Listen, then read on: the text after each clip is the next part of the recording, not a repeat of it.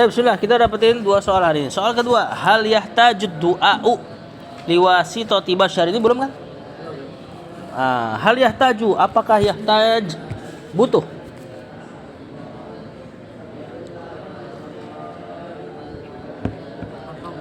Doa, apakah doa itu butuh gitu loh? Liwasitati basyarin, perantara manusia. Apakah doa butuh perantara manusia?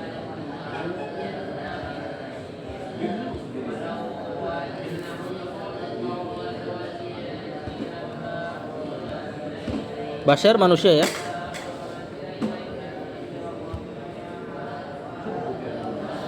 Kita menulis la yahtajud du'a'u liwasitati basyarin. Nah, ini enggak usah terjemahin lah.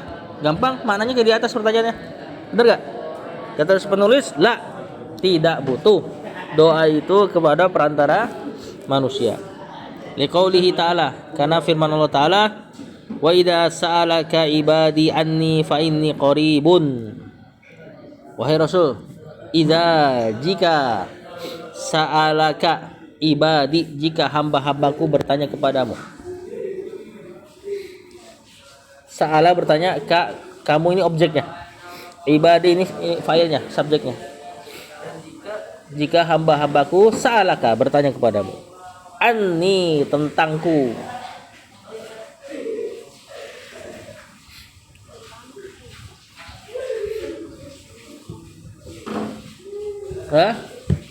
Fa inni, sesungguhnya aku qarib. Apa qarib? Dekat. Apakah dekat berarti Allah ada sama bareng-bareng kita? Di mana Allah? Di arsy. Di atas arsy. Apa makna dekat?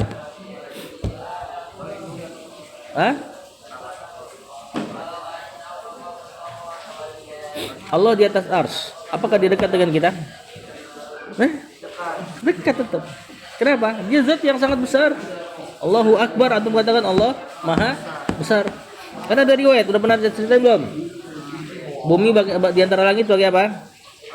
Cincin dibuang padang pasir. Langit pertama dan bumi dibanding langit kedua seperti cincin dibuang padang pasir lagi. Gitu terus. Sampai kata Rasulullah SAW, arsy, kursi, dan seterusnya. Kursi dibandingkan kursi, apalagi langit yang 7 dan bumi dibandingkan arsy yang Allah seperti cincin dibuang padang pasir. Terus kata Ibnu Abbas, arsy dan seluruh makhluk seperti satu titik di telapak tangannya Allah. Sesuatu yang terlalu kecil dekat bagi dia. Lagi pula di situ, kalau kita tidak maknai seperti itu, qarib di sini maknanya adalah dekat dalam pengawasan. Paham? Bukan berarti dia di mana-mana. Ya, adapun keberadaannya kita tetapkan Ar-Rahmanu 'alal arsyis tawa. Maka qarib di sini dekat. Itu berarti di sini fa idza sa'alaka ibadi anni fa inni qarib. Ini namanya ayat soal jawab. Ayat yang Rasulullah SAW ditanya kepada sahabat oleh para sahabat, kemudian Allah yang jawab. Lihat, jika hamba-hambaku bertanya kepadamu tentangku, kata Allah, fa inni qarib, maka sungguhnya aku dekat. Biasanya ayat soal jawab kayak gini Allah pakai kata kul. Seperti kulhu dan seterusnya, itu pertanyaan dari sahabat. Maka Rasulullah SAW ajarkan kul. Allah ajarkan Rasulullah SAW untuk katakan kul, katakanlah wahai Rasul begini dan begitu. Seperti sahabat nanya tentang bulan sabit. Ya Rasul, itu bulan sabit itu apa gunanya? Terus kata Rasulullah SAW, kata Allah turunin ayat. Allah turunkan ayat kul. Para sahabat bertanya tentang ahillah, apa namanya bulan sabit. Terus kata Allah, kul, katakanlah bulan sabit itu begini. Untuk penanda waktu. Biasanya ayat soal jawab ada kata kul. Allah suruh Rasulullah SAW katakan kul, katakanlah kepada mereka begini dan begitu. Ini satu-satunya ayat soal jawab Allah nggak pakai kul. Harusnya gini, kalau kita ikutin kebiasaan Allah ketika ayat soal jawab, wa idza sa'alaka ibadi anni qul fa inni qarib. Harusnya kan gitu. Wahai Rasul, jika hamba-hambaku bertanya kepadamu tentangku, katakanlah fa inni qarib, bahwasanya aku itu dekat. Kenapa enggak ada kata kul? Wah, luar biasa ini ayat ini. Hah? Enggak ada, tetap K-nya itu Nabi Muhammad. K itu anta kan? Antanya ke Rasul SAW ayat diturunkan. Ini konteksnya lagi bicara doa. Dan Allah tidak suka doa di perantarai. Bahkan dengan kata kul kalau perlu nggak usah. Makanya Allah nggak pakai kul, ngasih tahu bahwasanya aku ini benar-benar dekat, nggak usah pakai perantara lafaz kul kalau perlu. Maka Allah sangat tidak suka orang berdoa kepadanya diperantarai dengan makhluk. Sampai-sampai kata kul aja Allah nggak taruh di ayat ini. Ngasih isyarat bahwasanya doa langsung kepada Allah, fa inni qarib, aku dekat. Dekat ya, ini menjabah doa. Ini pertama dihafalkan. Wa qaulu sallallahu juga Nabi SAW berkata, innakum tad'una sami'an qariban wa huwa ma'akum. Udah hafal di sini. Benar enggak? Sesungguhnya kalian berdoa kepada yang Maha mendengar walaupun dia di atas ars. Qarib, Maha dekat walaupun dia di atas ars. Wa huwa ma'akum, dan dia bersama kalian walaupun dia di atas ars. Kenapa bisa kayak gini? Ya, sesuatu yang terlalu besar. Ana ulang lagi, sesuatu yang terlalu besar. Ya, walaupun dia jauh, antum kira dia jauh, tapi dia ngeliat antum dekat. Contoh apa? Kutu, antum taruh kutu di tangan antum. Kutu ngeliat antum, gede bener. Bener gak? Antum ngeliat dia dekat. Antum mau deketin bisa. Bener gak? Sesuatu yang terlalu besar, ketika ngeliat sesuatu yang terlalu kecil, dekat bagi dia. Sebaliknya, yang kecil kalau ngeliat yang besar, seolah jauh. Antum lihat gunung, antum lihat langit, dia mengawasin antum. Bener gak?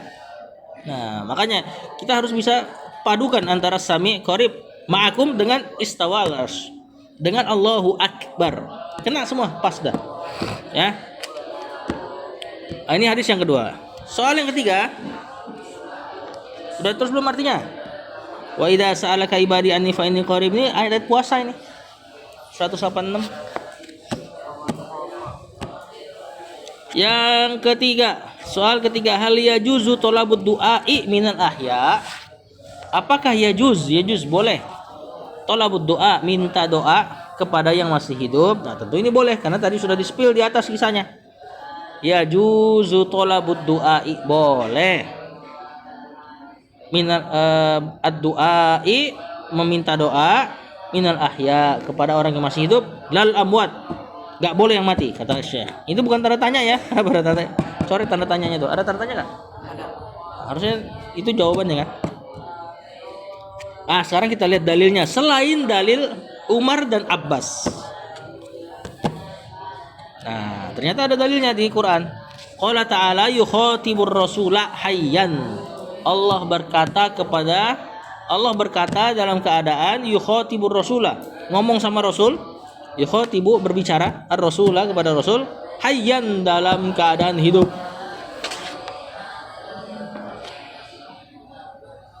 Dah? Wastaghfir li dzambik walil mu'minina wal mu'minat. Kata Allah, minta ampunlah terhadap dosamu wahai Rasul, dan terhadap orang-orang mukmin laki-laki dan perempuannya. Lihat, Allah suruh Rasul SAW doain, minta ampunan kepada Allah. Bukan berarti Rasul suruh ngampunin ya.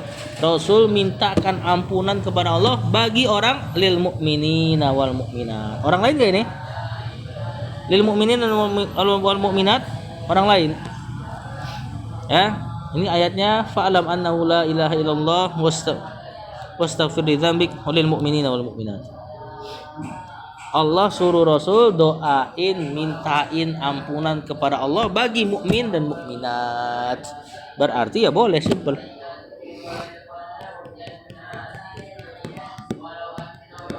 Dah? Wa fil hadits sahih, dalam hadis yang sahih alladzi rawahu Tirmidzi, yang At-Tirmidzi meriwayatkannya, anna rajulan, ada seorang laki-laki, dorirul basari, katarak, mirip-mirip lah, penyakit mata lah. Atan nabiyah, mendatangi Nabi SAW. Faqala,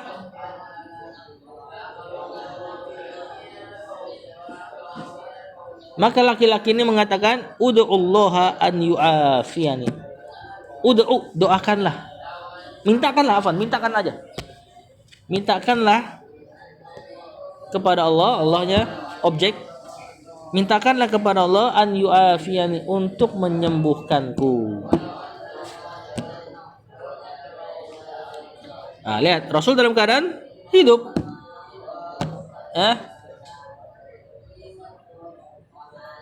Maka meminta doa kepada orang yang masih hidup boleh. Adapun tatkala wafat kita nggak dapat riwayat-riwayat seperti ini kecuali Umar tadi. Umar minta kepada Al-Abbas yang masih hidup, padahal di situ ada kuburan Rasulullah SAW, tapi beliau tidak memintanya. Berarti mereka ngerti nggak boleh minta doa kepada yang sudah wafat walaupun seorang nabi, apalagi selain nabi. Ya. Silakan antum hafalkan dalil-dalil tadi. Ingat, pahami maknanya. Yang wajib bahasa Arabnya dalilnya. Adapun sisanya antum tinggal paham aja. Tahu naruh dalilnya di mana. Mana yang dihafalkan? Wa idza sa'alaka ibadi anni fa inni qarib. Ini dalil untuk apa? Bahwasanya Allah menyuruh untuk berdoa kepadanya langsung tanpa perantara. Juga perkataan Nabi SAW, innakum tad'u sami'an qariban wa huwa ma'akum. Sungguhnya kalian berdoa kepada yang maha mendengar walaupun dia jauh, maha dekat walaupun dia di atas ars, dan dia selalu bersama kalian walaupun dia di atas ars. Maka enggak perlu pakai perantara. Yang kedua, wastaghfir li dzambika walil mu'minina wal mu'minat.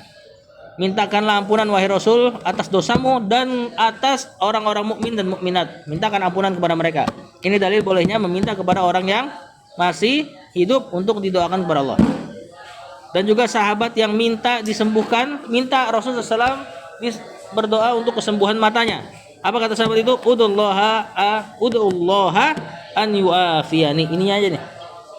Mintakanlah kepada Allah wahai Rasul untuk menyembuhkanku. Itunya aja. Atasnya antum mengerti kisahnya aja. Paham? Silakan dihafalkan.